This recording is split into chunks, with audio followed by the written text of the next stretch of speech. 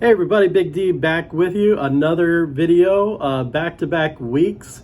Yay for me. All kidding aside, glad you're here. If you've never been here before, again, I'm David, aka Big D, and I am a super passionate Miami Dolphins fan, and trying to just bring that passion here to YouTube. As you will see, my videos are unedited. They don't have the craziest backgrounds, and although I'd like to get there, I just kind of shoot straight and share my passion with my fans for you. So today, I'm going to look at very quickly a preview of tomorrow night's game, Sunday Night Football, against the Pittsburgh Steelers. And, you know, traditionally, when I was growing up in the 80s, Miami excelled in these type of games.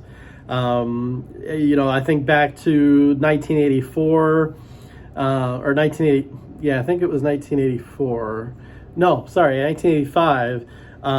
The Dolphins were playing the Chicago Bears.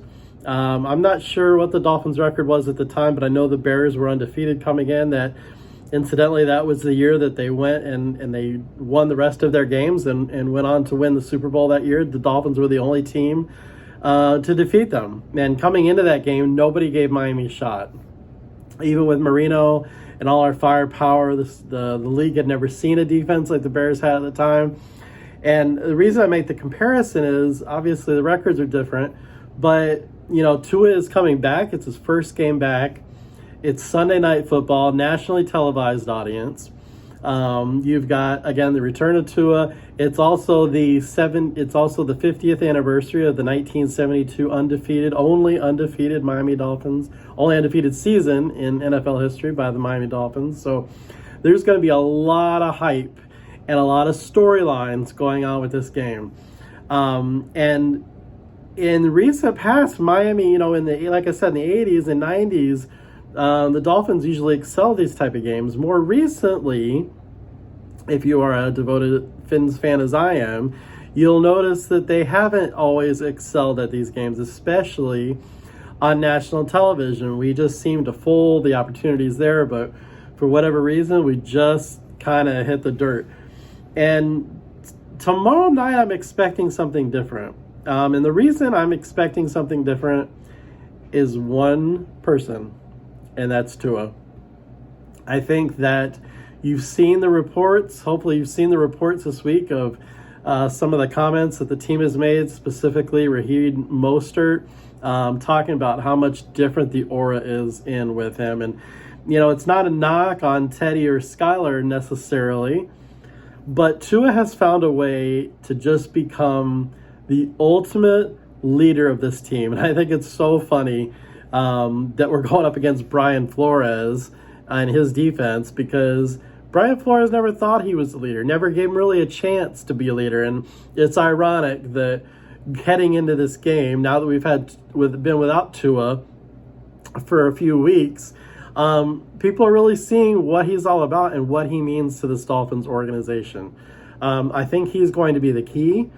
I don't know. My gut instinct is to say that Miami is going to, or my heart rather is telling me that Miami is going to blow them out. That it's just going to be too much for the Steelers to handle. I think that regardless, though, of what happens, I think Tua has a big night.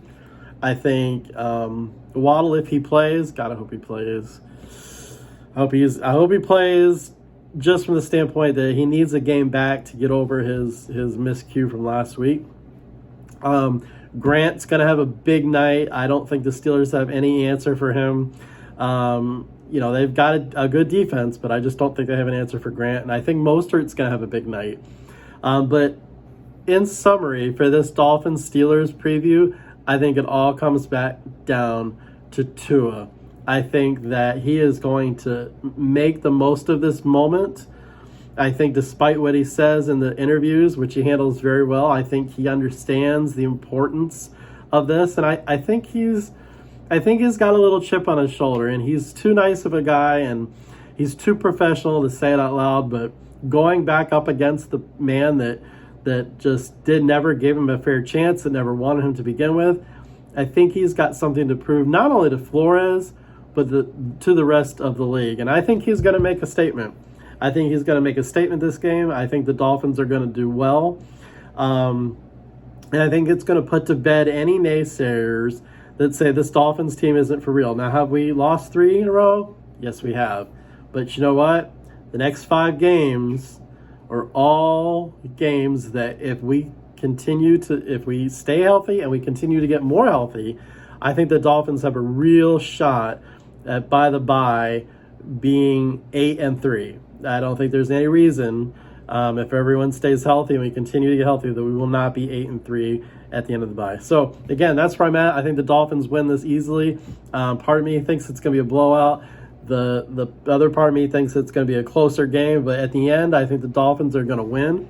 I think they're going to shut up a lot of these naysayers across the country, and they're going to have no choice but to give not only Tua, but the Dolphins the recognition that they so deserve. Let me know what you think. Comments seem to drive the algorithms here on YouTube, so if you can make a comment, even if it's just to say hi or agree or disagree, or just be respectful in the comments that you leave, please. Other than that, hit the like button. If you've never subscribed, we get a lot of people watching these videos that aren't subscribed, so do me a solid and hit the subscribe button. Hit it again so you get notified of them. You have to hit it twice. And again, I'd love to hear from you. So what do you think? What do you think the Dolphins are going to do well? Do you think they're going to win? By how much? Let me hear from you. So with that said, everyone have a great afternoon, depending on when you're watching this. And we'll talk to you next time. Again, this is Big D and Fins Up.